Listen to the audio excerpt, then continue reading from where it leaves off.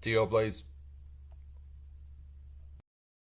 Hey there, this is Tio bringing you my second ever Kerbal Space Program 2 video. So, unfortunately, I have not had much more luck with getting KSP2 to run than I had with my first video. I think in all I've got less than 10 hours of the game logged in, but only, 20 minutes of that was actual gameplay, not 30 minutes. The rest of it was trying to log in and creating a campaign, and it getting stuck on the loading screen like it always does. So the two times I've been able to play, it gets me into the VAB. I can make a craft like you see on screen, and then the game stops functioning and crashes once I try to revert or go back to the VAB or anything like that. So this second time, I really wanted to get into building a jet. I know I have a sneaking suspicion that the game is going to be run incredibly slow because of all the trees and structures on the ground and whatnot, but I like making jets in KSP1, and I wanted to give it a crack in KSP2.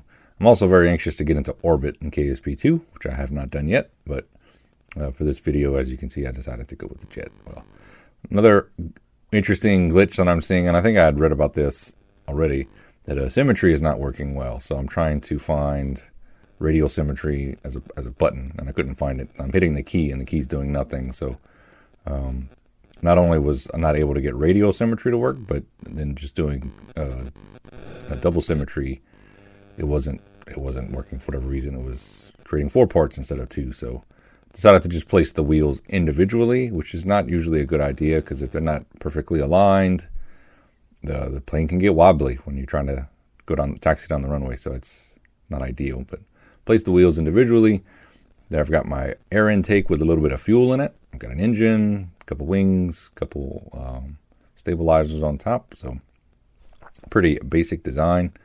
And wasn't going for super fancy. Again, I was anxious to get off the ground and see how the game's going to perform. And I kind of like the look of the cockpit. Very fancy, snazzy look. And that's about it. I thought it was neat that this plane on the loading screen looked very similar to the plane that I had built. So I don't know if that is a feature of the game or if it's just a happenstance, but there you see. I'm going to throttle up, go to take off. The sound in the game definitely is an improvement over KSP1, but this game speed itself is not.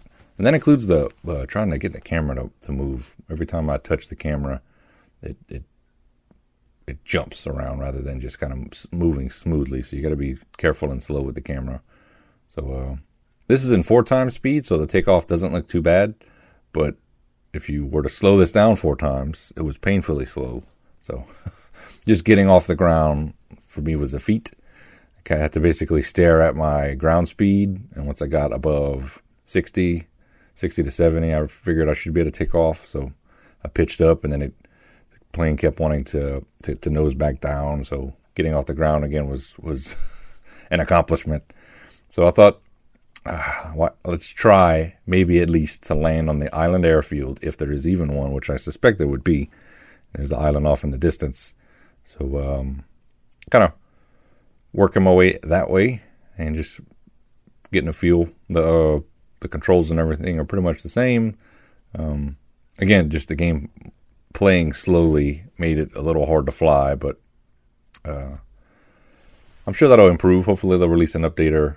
Maybe one of the next updates will make some improvements to the frame rate and the game speed and that sort of thing. But as I was flying, I forget something I tried to do. Oh yeah, I tried to change the camera view. I thought it'd be really nice to see from the pilot's perspective, and I can't. Hitting the C button doesn't do it. Here you see I'm experimenting with the afterburner. Afterburner looks all right. But couldn't switch to the cockpit mode. So in a moment you'll see I'm going to try clicking on settings in the cockpit port itself. Maybe there's something that I'm missing. I don't see a button up at the top where the Kerbanaut is, where Bill is. So I don't know. Maybe I'm just completely missing it, but haven't been able to figure out the cockpit view yet. So in a second I'm gonna. I think I maybe possibly try to ditch the cockpit altogether and in a catastrophic failure. So that's it for the video. This is my first jet. It took off but did not land. Hope you guys are enjoying the content. I'll probably go back to KSP1 for another video or so. Appreciate y'all for tuning in. Please hit the like button or the subscribe button if you haven't already. And I hope to see you guys real soon.